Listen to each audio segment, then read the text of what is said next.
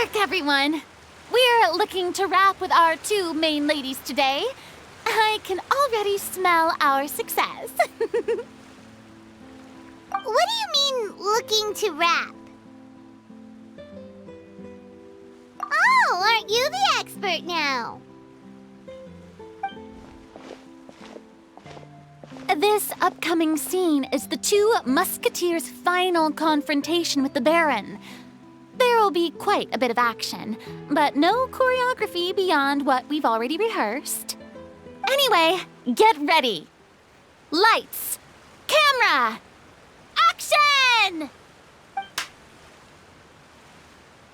The view is beautiful tonight. It reminds me of that fateful night 10 years ago.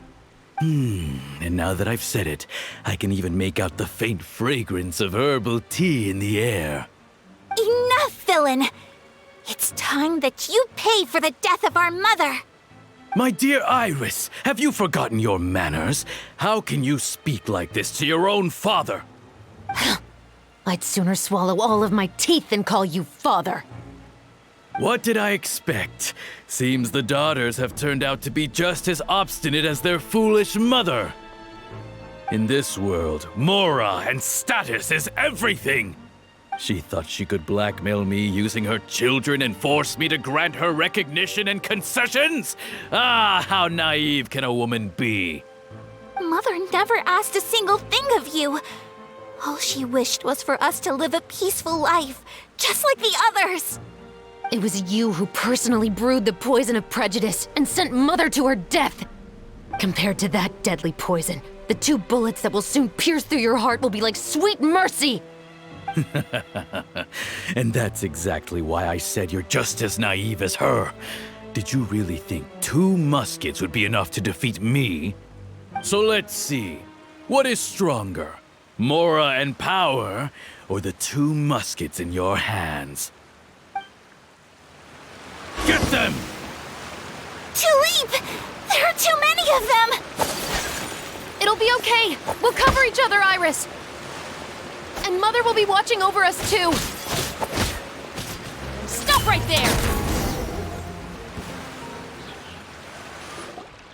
You've lost. To think I'd lose to my own 2 kids. We are no children of yours, and we'll never call that place our home. Then tell me, what did you do all this for? You lost your mother, and will soon kill your father as well. What will you gain in the end, other than sentences for your crimes? We will gain our long-awaited justice.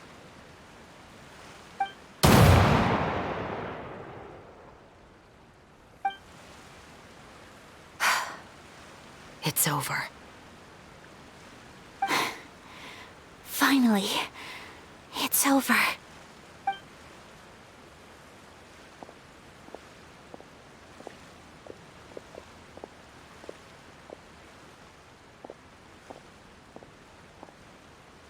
So, where will you go now, Tulip? I'm not too sure, Iris. Maybe somewhere with lots of flowers? After all, Mother always did love going where the blossoms were. What about you? I want to go visit Mother's grave. Yeah, that's not a bad idea. Huh? Tulip, look! What is it? It's Mother's favorite. The rainbow rose. Look, it's blooming again.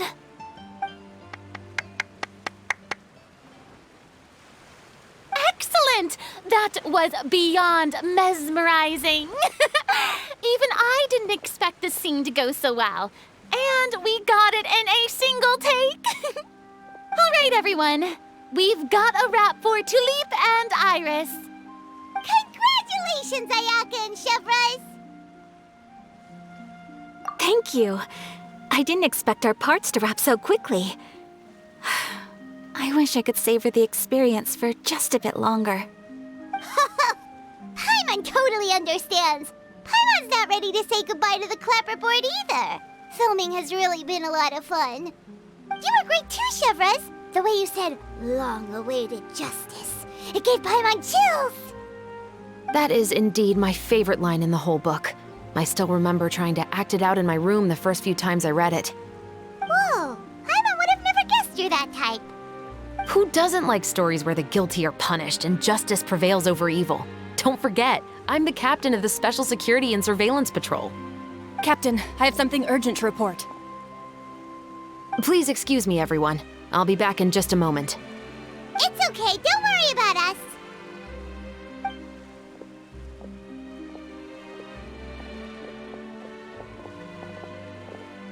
Oh? Was she whisked away by work already? I was just about to tell her how great she did. It seemed like some urgent official business. Then perhaps we should thank the stars that we were able to wrap both of your parts so quickly today. Switching around the filming schedule would have been a real pain. Anyway, I actually came over to let everyone know that we're all done for today. You can go home and get some rest. And one last thing, Miss Ayaka. Your acting skills today were immaculate as always. Are you sure you won't consider taking up full-time acting? See, I just happen to know this great troupe that's still looking for a lead actress. Thank you for your kind words, Director Farina. Unfortunately, there are still many matters that I have to take care of back home at the Yashiro Commission. I cannot remain in Fontaine to pursue an acting career. Nevertheless, I will make sure to treasure this incredible opportunity in my heart. Oh, that's a shame. But I understand. Just let me know if you ever change your mind. I believe it's also about time for me to take my leave. But hopefully I'll see you on set over the next few days. Even though my part's wrapped, I'd still like to swing by and help out the crew.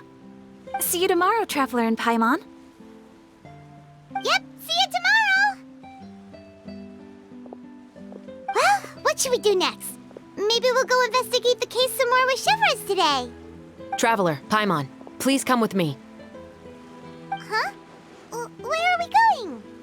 You could say that our ship has finally chanced upon one of those small, remote islands of intel.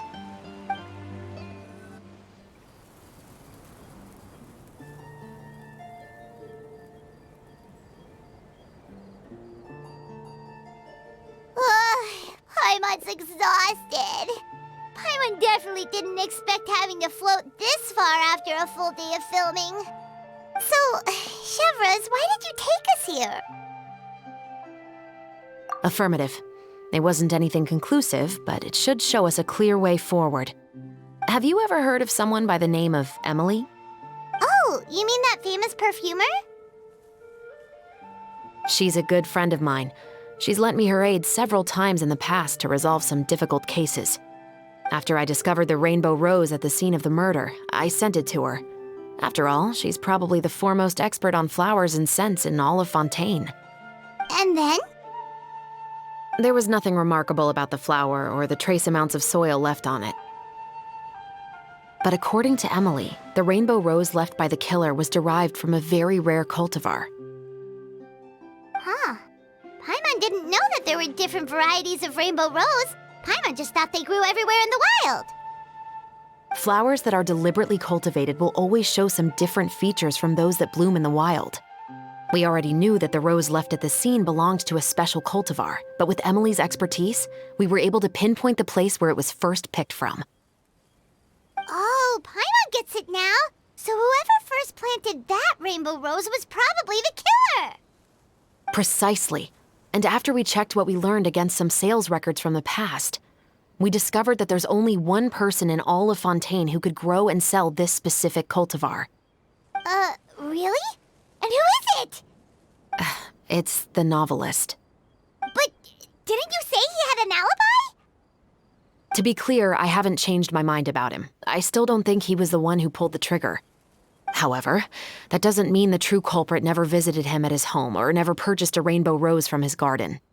Whatever the case, we will have to confirm a number of things with him. So you mean the next place we need to go is... Yes, we're going to pay him a visit at his home.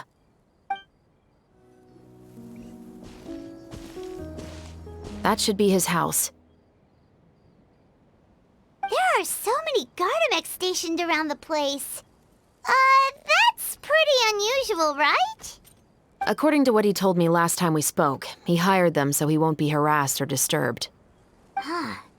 So there are a lot of flowers in his garden, but Paimon doesn't think we'll be able to pick one without alerting the Gardamex. Right, which is exactly why I think there has to be a special connection between him and the killer. So, should we knock? Just wait here for now. I'd like to take care of a number of those Gardamex first. But they're so far away. How are you planning to do that? Don't forget, Paimon, I'm actually the real-life captain of the Musketeers.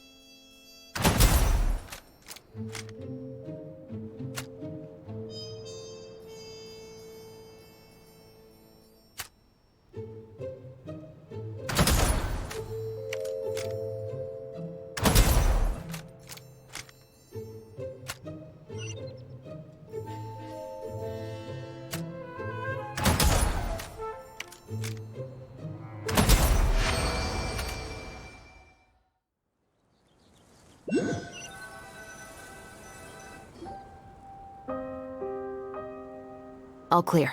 Let's go. Wait! Paimon's a little nervous now that we know he could be the killer. Can we go over our plan of action again? I'll go knock on the door and make sure it's safe inside.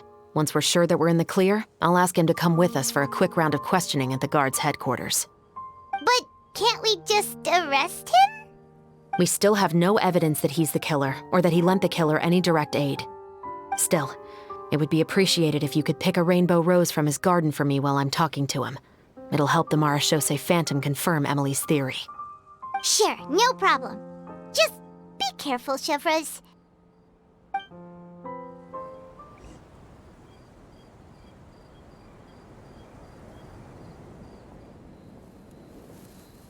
Excuse me, Mr. Baptiste, are you home?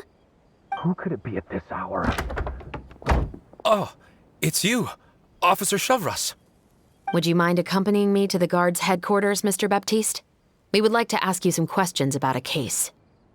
Oh, is it still regarding the murder case from before? I cannot confirm or deny that at this time. So it is then.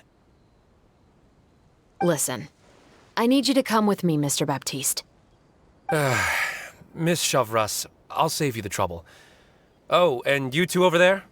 There's no need for you to pick my flowers either. It's not time for them to bloom yet. Oh! Okay.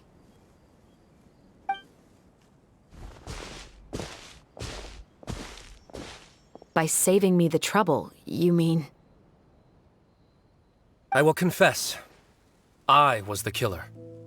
Huh? He just admitted he's guilty! Please relax, everyone. I'm not armed. The musket you're looking for has been buried in my backyard. Then it's my responsibility to inform you, Mr. Baptiste, that everything you say right now will be used as evidence for the inevitable trial. Yes, I am perfectly aware of that. I must say, I hate this feeling. Oh? Is it because I confessed? Or because you've been proven wrong? Both, I suppose. For the same reason as the one I wrote out in my novel, of course. I did it to exact revenge. I know you haven't figured out the link between the two of us. Had you done so, I'd have been taken away to the headquarters a long time ago. But that won't stop me from always remembering his grotesque face. After all, he was the one who killed my mother. Your mother is still healthy and well. You know, I was adopted as a child. I was referring to my birth mother. That was never recorded in the orphanage's records. Please forgive a 6-year-old child for concocting some lies to protect himself after watching his mother die right in front of him. So, your novel, it was like a record of your life? No, of course not. It was a work of fiction with many embellished parts. But I am indeed the illegitimate son of a wealthy and influential man who abused his power to murder my mother. That part was 100% real. But the man you killed didn't have a Mora to his name. He was a hired assassin, an irredeemable beast who sank his fangs into a defenseless woman just for a few bags of Mora. But if that's really the truth, you wouldn't be telling us any of this now. You still haven't managed to take revenge against your father, the true mastermind behind it all. I never thought I'd hear that kind of thing from the captain of the Special Security and Surveillance Patrol. I'm simply skeptical about your motives. It's simple, really. I've grown tired of everything and don't want to shoulder this burden anymore. You may have considered me too soft to pull the trigger. Well, as it turns out, you are exactly right. I've become overwhelmed by the aftermath of the murder. So you're going to call a stop to your revenge, just like that? The true mastermind is too rich and too powerful for me. I've accepted that I will never be able to avenge my mother alone. And so what? The characters in your book never gave up. Now, Officer Shavras, I'm the one who has killed a man, aren't I? Are you trying to convince me to commit another crime? What's your father's name? How do you plan to prove the veracity of all of your claims? Well, I'd like to speak with you privately. Sure. Why don't we speak privately at the guard's headquarters? No, it has to be here. I must ensure that we won't be overheard. Fine. Let's talk here.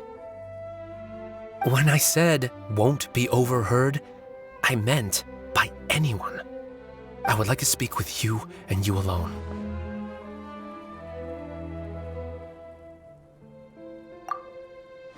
Thanks. I appreciate it. Please stay safe, Shavras.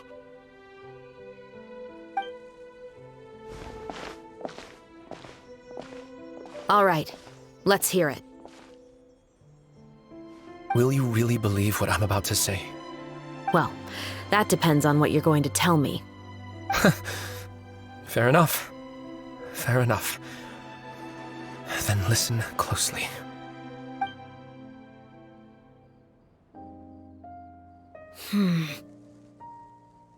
So that's how it's all connected. So, it seems you believe me after all. Do you want me to go public with this? No, of course not. At least, not right now. Then why did you bother telling me? You've read my work. What do you think? Even if you were to go public with all of this right now, he'd simply deny everything. It's been too long. Almost 20 years. Anything that could be used as evidence has long faded away. Even if there might have been a solitary island of truth once upon a time, it has long sunk beneath the waves by now. Justice will never find him. Not if you don't try. I know that as the captain of the Special Security and Surveillance Patrol, you will always stand on the side of justice. But do you really think a cushy life in prison really constitutes justice for him? I bet he could lead an extremely comfortable life in the fortress of Meripede. What are you trying to say? I've been observing you from a distance. Your portrayal of the musketeer was exquisite. Pull the trigger of justice against him. Let the villain get what he deserves. You want me to let you go so you may complete your revenge? No, Officer Shavras. I know that would be impossible. No. What I'd like is for you to perform the deed on my behalf.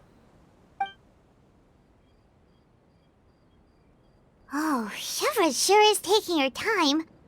What could they be talking about anyway? Oh, Paimon's worried. What if he decided to attack her?